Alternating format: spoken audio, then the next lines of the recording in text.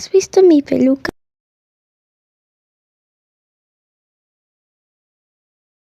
Peble, ¿embarazaste cuál? ¿Qué le diremos a Bobet? Dandy, ¿sabes dónde está cuál? Bueno, es que... Y embaracé. ¿Qué cosas, no? Dandy, si algo le pasa a mi perrita, te juro que te meto 4 cadenas perpetuas y te quito a Peble. ¿En el veterinario? Doctor, ¿cómo está mi perrita?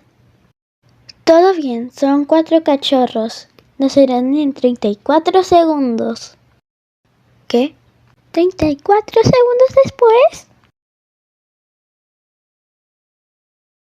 Pensaba que esto sería peor.